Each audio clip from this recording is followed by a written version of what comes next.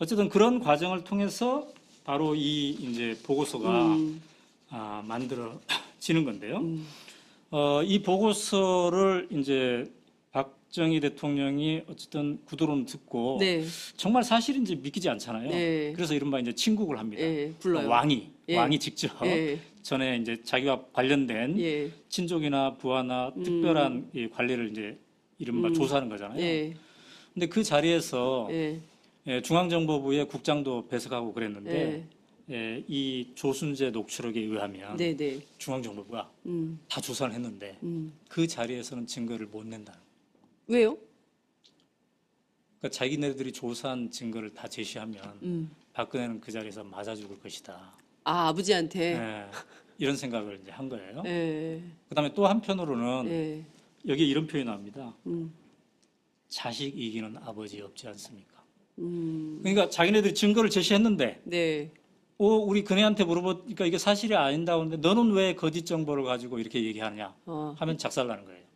이 중앙정보부 조직이. 예. 그러니까 이러지도 못하고 저러지도 못하니까 예. 애매하게 예. 예. 이거를 이제 버무렸겠죠. 음. 그래서 여기서 이제 최종적으로 진실 고백을 하면 오히려 나한테 그게 네. 그 해가 있을 수 있기 때문에 차라리 그냥 없는 걸로. 그런데 바로 예. 이 자리에서 예.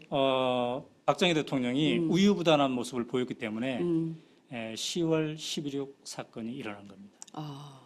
김재규가 총으로 이제 쏴서 죽이는 거죠. 예. 물론 김재규의 육성 녹음 최후 진술서를 지금 들어보면 예.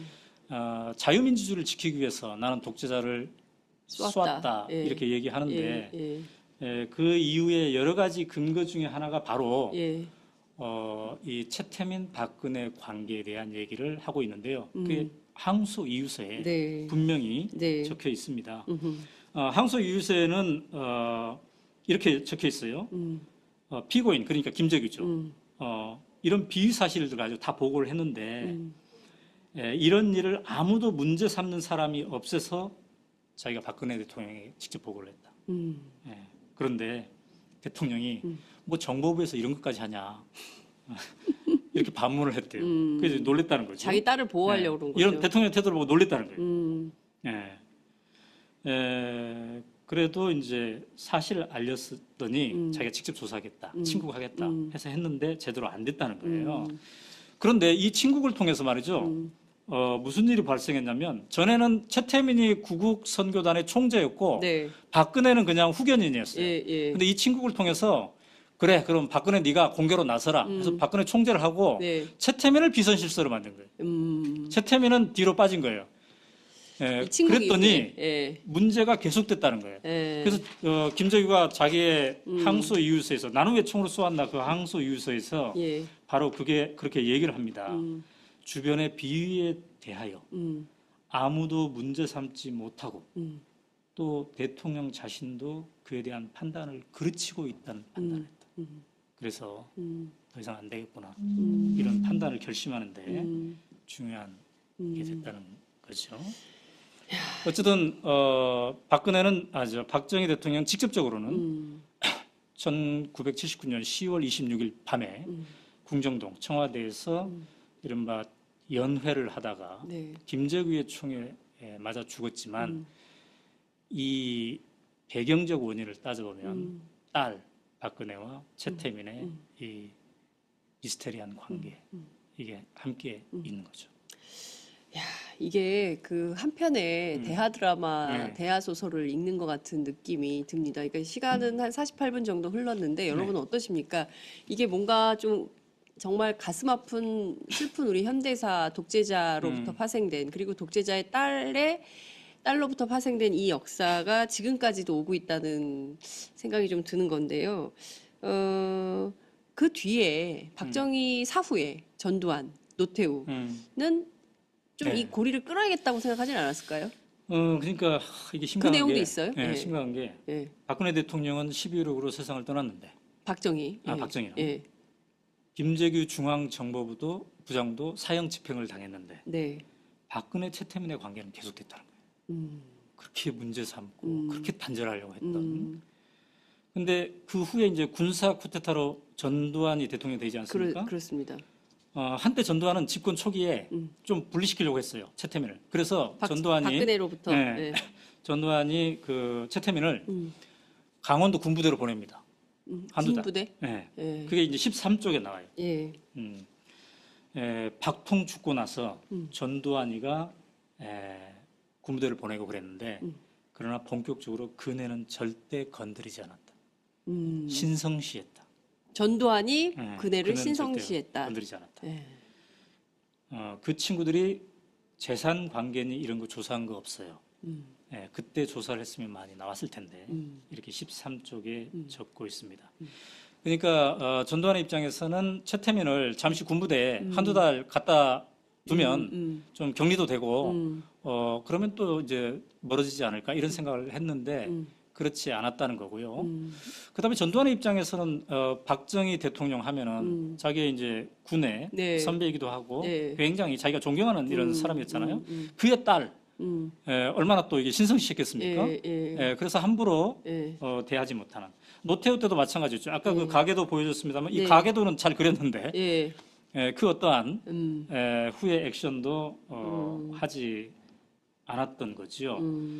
그렇기 때문에 우리가 아까도 얘기했지만 11.6 사건이 벌어져서 전두환 대통령이 돌아가신 다음에 청와대 금고에 약 6억 원에 달하는 돈이 있었다고 하지 않습니까? 네, 네. 이게 조순재 녹취록에도 이제 언급돼 있습니다. 그다음에 또 뭐 스위스 은행에 50억 네. 이런 얘기도 또 언급돼 있어요. 예. 이거는 이제 전후 관계를 우리가 좀 더 조사해 봐야 되겠습니다만 예. 이런 뭉칫돈 이야기가 거론이 되는데 네. 이 돈의 향방에 대해서 전두환 노태우 정권은 전혀 건드리지 않았어요. 그냥 놔둔 거죠. 그래서 그럼 그 돈이 어디 갔느냐? 네. 이걸 이제 요새야 우리가 요새 관심을 갖고 있잖아요. 있는 거죠. 예. 거기에 대해서 이제 이 조순재 녹취록은 그쪽에다가 이렇게 적고 있습니다. 전부 계집애들이, 그러니까 최태민의 딸들을 얘기하는 거죠. 계집애들이 다 사돈의 8촌까지 전부 분산시켜 왔다 갔다 정신이 없었어요. 그러니까 최태민의 그 가계도 아까 보지 네, 않았습니까? 네, 네, 예. 그 가계도에서 가계도를 보이는 한번 다시 보여주세요. 그 예. 사돈의 8촌들, 예. 그 사람들까지 재산을 분산시켰다. 이런 얘기를 네, 네. 이렇게 굉장히 하는 복잡합니다. 거죠. 어떻게 보면은 그 네. 롯데그룹의 지배 구조를 보는 것 같은 느낌이 좀 들기도 해요. 네, 저 최태민의 가계도에서 가계도가. 이제 결혼을 예. 5번 하는데 예. 지금 그 최순실 사건, 예. 이 최순실은 이제 5번째 난 임선희 부인하고 난 관계고요. 이 우리가 얘기하는 지금 조순재 녹취록, 이거는 임선희와 엄마는 같지만 아빠는 다른 이 의붓아들 얘기를 지금 하고 있습니다. 그렇군요. 문제는 그 다음에 이제 YS, 그죠? 그리고 나서는 DJ, 네. 그리고 이제 노무현. 그렇죠. 그러니까 이른바 DJ와 노무현 민주정부 10년. 이때도 이 문제가 계속 이런 설들이 있었어요. 정치권 그렇죠. 설은 안에 많았죠. 최태민이라는 사람이 있는데 네. 뭐 근데 뭐 그건 뭐 약간 이게 성역처럼 이렇게 돼 있었는데 민주정부 10년간도 이 문제는 해소되지 않았던 거죠. 그러니까 해소되지 오늘날 이렇게. 네, 네. 그래서 김정희가 이제 항소 이유서에서 이렇게 박근혜 최태민의 문제가 많은데 이거를 아무도 문제 삼지 못하고 있다 이런 얘기를 하지 않습니까? 네. 근데 이제 그 세월이 그 후에도 계속 된 거죠.